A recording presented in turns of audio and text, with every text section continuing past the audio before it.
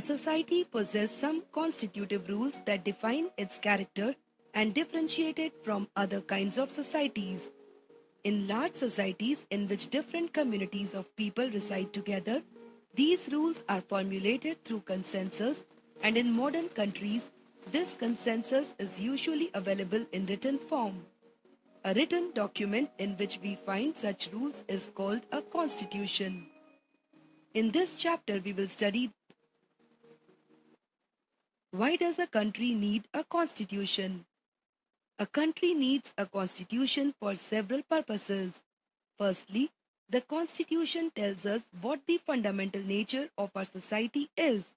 Usually, a country is comprised of different communities of people who share certain beliefs but may not necessarily agree on all issues. The constitution helps serve as a set of rules and principles that all persons in a country can agree upon as the basis of the way in which they want the country to be governed.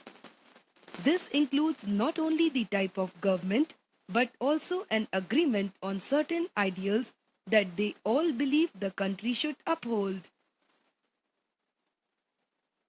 Secondly, the Constitution defines the nature of a country's political system. It lays out certain important guidelines that govern decision making within the democratic societies. It checks the possible misuse of the authority by our political leaders, as the misuse of authority can result in gross injustice. In the Indian Constitution, many of these laws are contained in the section on fundamental rights. Thirdly, the Constitution ensures that a dominant group does not use its power against other less powerful people or groups. It ensures that minorities are not excluded from anything that is routinely available to the majority. Thus, in a way, it also prevents the tyranny or domination by the majority over a minority.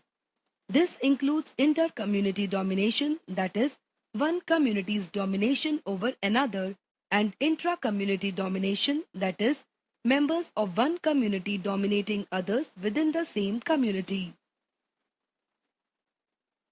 Fourthly, the Constitution helps to protect us against certain decisions that we might take that could have an adverse effect on the larger principles that the country believes in.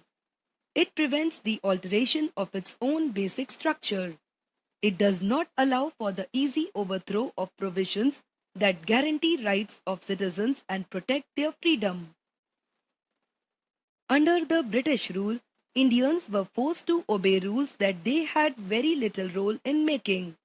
This long experience of authoritarian rule convinced Indians that free India should be a democracy in which everyone should be treated equally and be allowed to participate in the decision making.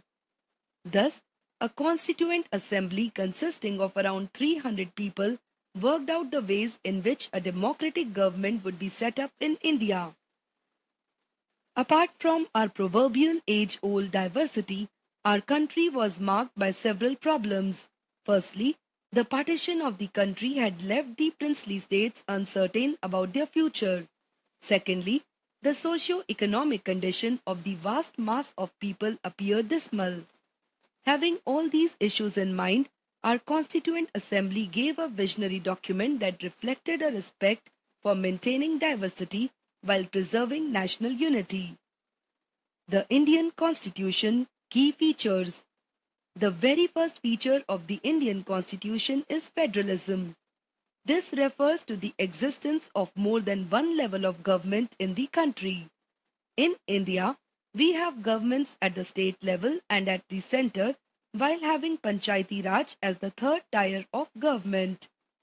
While each state in India enjoys autonomy in exercising powers on certain issues, subjects of national concern require that all of these states follow the laws of the central government. The Constitution contains lists that detail the issues that each tier of government can make laws on. In addition, the Constitution also specifies where each tier of government can get the money from the work that it does. The second feature of our constitution is the parliamentary form of government.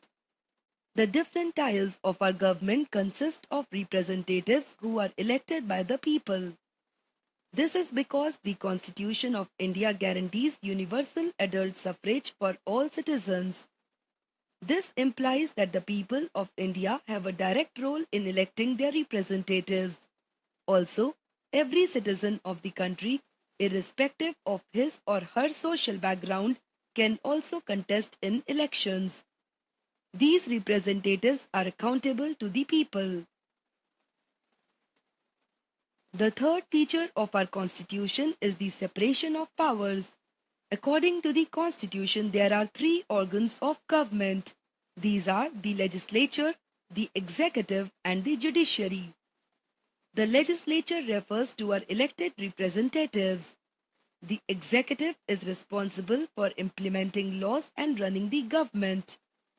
The judiciary refers to the system of courts in our country.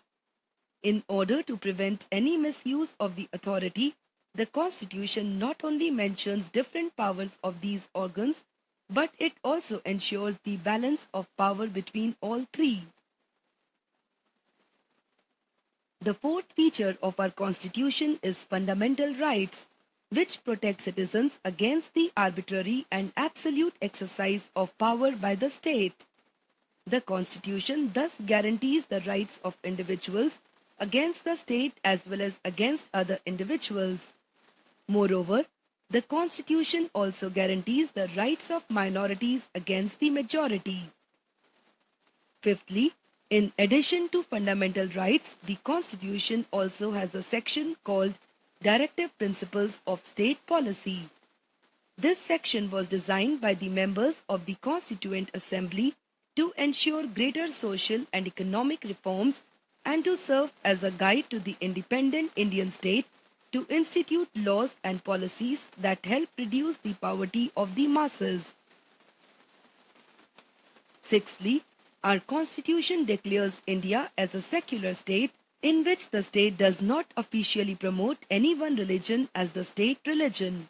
Additionally, it allows the profession, practice, and propagation of all religions.